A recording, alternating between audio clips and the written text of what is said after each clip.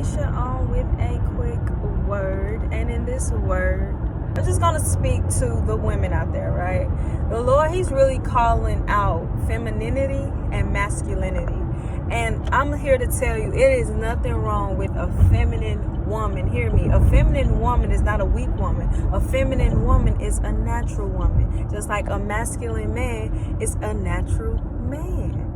Society has put these non-binary terms out there, and you can love who you want to love. Understand this, what God created was perfect already. A feminine woman and a masculine man is, oh my goodness, a powerhouse together. It is nothing more attractive. And it's just not even just in terms of romantic partners. It's just in terms of personality. It is nothing more attractive than a woman operating in her femininity and a man operating in his masculinity. Because like they say, opposites attract. You got a positive and a negative, you're going to get power, right? I'm telling you, I am telling you, but I ain't telling you nothing that God ain't already said, or it is written from the rib. God created, you feel me? God created woman from the rib of man. I want to say a prayer real quick, because I know and this has not been an easy journey for me, because just from the way you grow up, your environment, then what people, it plays a lot on your self-esteem if you didn't grow up in a healthy way. You seen all these negative emotions, meaning you always seen women going out and being the breadwinner, so to speak, while the men, they are either absent, or they're not trying to provide for their family, not operating in their God-given role. So I understand it's a struggle for a lot of women, and I just say this to men out there, for real. If you find a woman, and she checks all the boxes. I'm talking about she is heaven sent, literally. She's a God-fearing woman, and she is, got a real heart for God first and foremost. Everything else after that, is really just surface, but a real heart of God. But you notice that maybe there's some things that she needs to work on, i.e. her femininity.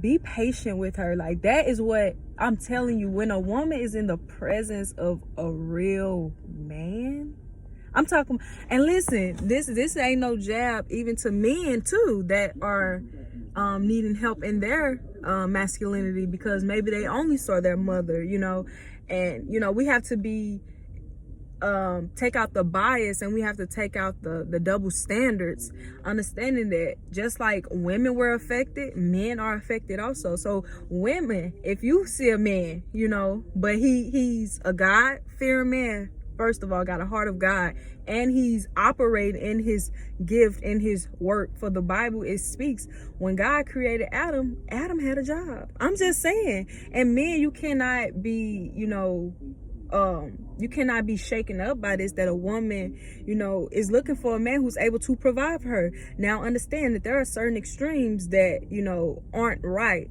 i.e. women using men for money. Absolutely not. That is an absolute no. Just like everything, there's always an extreme. But I'm talking about, you cannot be upset if a woman is, expecting even you to provide, her basic needs. The society has really indoctrinated us so wrong, to where we just feel everything has to be on the battlefield. We got to be on a battlefield with men. And it's baby, don't you understand? If it wasn't for a man, you wouldn't be here, right? And just like with men, don't you understand? If it wasn't for a woman, you wouldn't be here. We need each other. We literally need each other, and God created us for each other. So it's really just patience, understanding that all of us, we're not perfect. We're not perfect.